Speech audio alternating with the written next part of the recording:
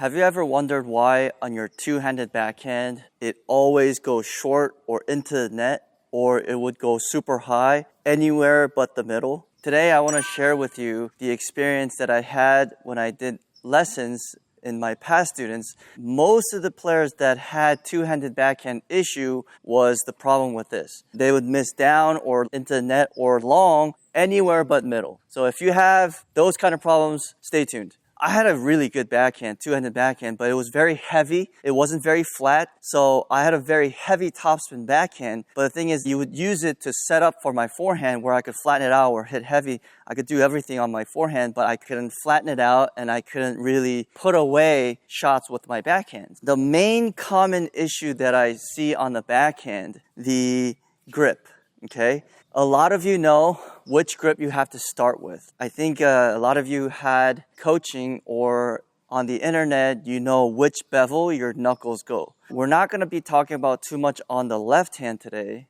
but we're going to talk about the right hand, where it needs to be. It's okay to do a semi-western forehand. Let's say you're a lefty forehand. On the left hand, it's okay to do a forehand grip on the semi-western, which is if you go here, let's say we're going to go around this way. This is bevel 1. This is 2, 3, 4, 5, 6. And the side 6, which is the bevel 6, is where your knuckle goes, your left hand knuckle. If you have that grip, it's fine. You could be holding the bevel 6 or bevel 7, which is this side, and like an Eastern forehand. You could have those two grips. But the right hand is where a lot of people don't know where to put it.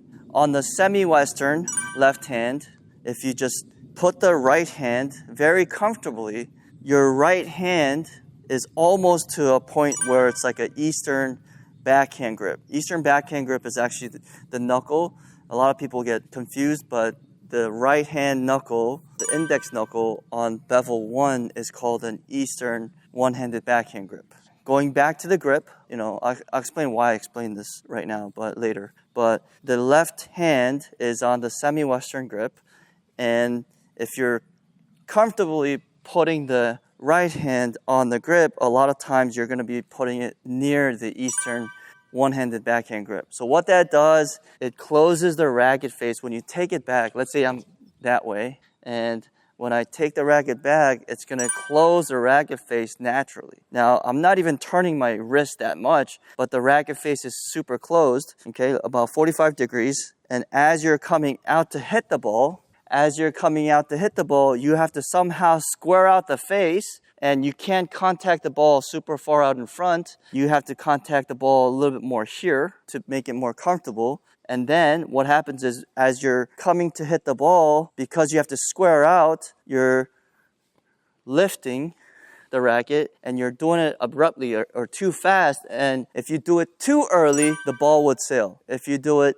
late, you would hit the net. So you're basically hitting anywhere but the middle. Today's video was going to be actually about the tilt of the shoulder on the two-handed backhand, depending on what type of grip you have. But I was going to do that video later, and I'm going to do this video first, talking about the grip. I would recommend you guys, if you're having trouble with the backhand, two-handed backhand going anywhere but middle, try to change your right hand to more of a continental or a little bit even further. So I actually hold it further than I actually changed it because I was watching Chung, I was coaching Chung, I was watching a lot of these players at the top. And one thing I wanted to improve while I was coaching was my two-handed backhand. I was actually trying to improve myself because when I improve, I do a better job of coaching to my students and my players back at home or, junior players who are developing, they don't struggle with the same thing that I've been going through. Because when you're going to the top level, you need your backhand to be at a certain level. And the thing is, if you have a certain pattern that you play with all the time, they're going to read it and try to exploit that. So if your heavy backhand is great and they can't do anything, that's great, but you also always want to add variables to your game where the opponent can't anticipate and they're always guessing on your next moves. The greatest backhands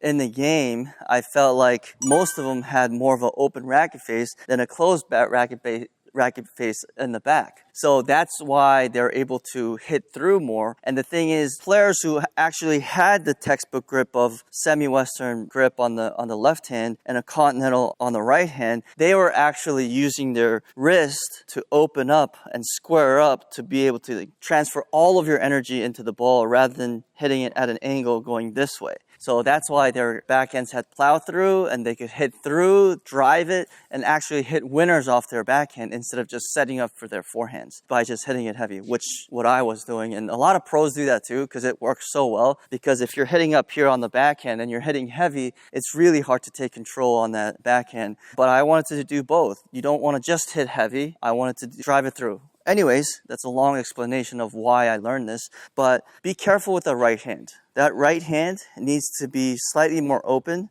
and it can help out if you're closing a lot with the left hand. It can help out with the right hand as you're opening the racket face here. It squares it out much easily than when you have more of an Eastern backhand grip, which closes it, and that way you're opening up too early and the ball sailing long, or you're opening up late and you have to lift your body to get the ball. But again, you'd probably hit short or really weak ball because you're not really driving through and you're just lifting your shoulder like this. A lot of coaches and parents want their kids to move in towards the ball and get their body weight moving forward, but they know instinctively if they do that, they're going to hit the bottom of the net, so they keep lifting to get the ball height and actually get it over the net. They could probably time it right in practice, but usually in matches, you're moving around, you're anticipating, you're trying to guess where your opponent is hitting. You never know where they're going to hit, so you're always kind of guessing. And when you're slightly late, you're always trying to manipulate it, and the backhand just goes to shit.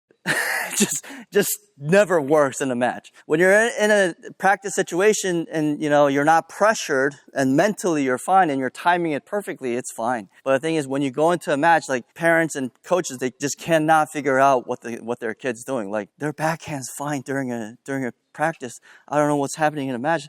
It's because in a match situation, your mistakes and your flaws are much more pronounced than in practices. Let me show you. Okay, so let's do it the wrong way first. Semi-Western grip on the left hand and very comfortably putting my right hand on the grip. I'm going to try to hit normally.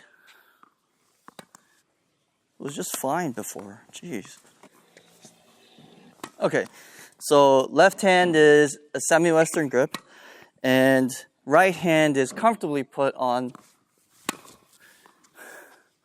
the grip.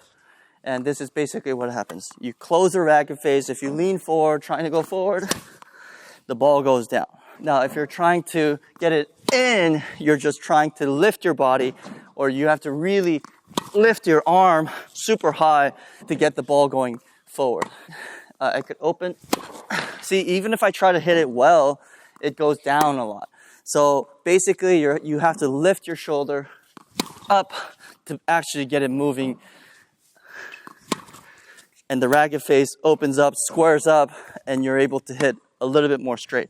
Now, if you same grip on the left hand, semi-Western, but if you change your grip on the right hand here, it's a lot easier. If you're just doing it at continental, this is a continental. It feels a little bit weirder, but watch. It's very easy to do. Again, doesn't take a lot. Now, if you're forcing a lot on these backhands, it's probably because if you have the wrong grip. The first thing I take a look at when I have a lesson is the grip. The last thing I change is the grip. But on the two-handed backhand, this has been such an ongoing problem for most players. I usually change it in 20 minutes because we try different things. They just can't do it. Again, change your grip. Left hand on the semi-Western, right hand either on the continental or a little bit further to Eastern forehand grip. It doesn't have to go all the way Eastern, but look at that. Look how easy that is. And if you want to hit hard, look how easy it is to hit hard. But if you have that wrong grip, it just takes so much to get the ball moving. Here we go. See, I really have to force that. God, what's wrong with the ball machine? Here we go. See that? I could try to go higher and hit heavy, and It's a good shot, but it's not going to finish the point unless you're playing like you're not playing someone that's great. But it's very tough to flatten out, to drive the ball and finish the point.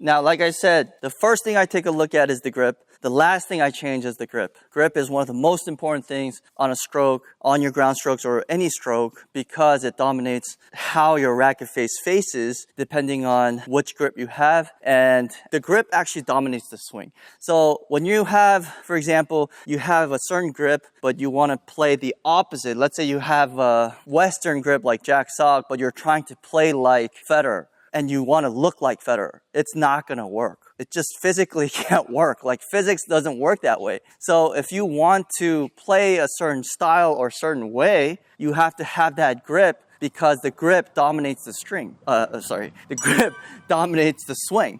So make sure you take that into account when you're actually learning swings and when you're analyzing your own swings. Again, the left hand you could put on the Eastern or the semi-Western, but the important part is a lot of people forget the right hand has to be on the continental or a little bit further, even like on Eastern forehand grip, to be able to square the racket face. If you are watching this and saying like, yeah, my right hand is always on continental, but you never know. You have to actually film it, or you have to have your coach take a look at it, because players do fiddle around with their grip and they always go back to what feels comfortable rather than what you're actually doing, what you actually need to do. So, it's always good to check. And if it's not a problem, if you're not having a problem with the two-handed backhand, you don't need to check. You don't need to make it a problem out of it. So for the players that are watching this and have that problem of generating power, generating height, generating the plow-through, then try this method and see how it works out for you. And again,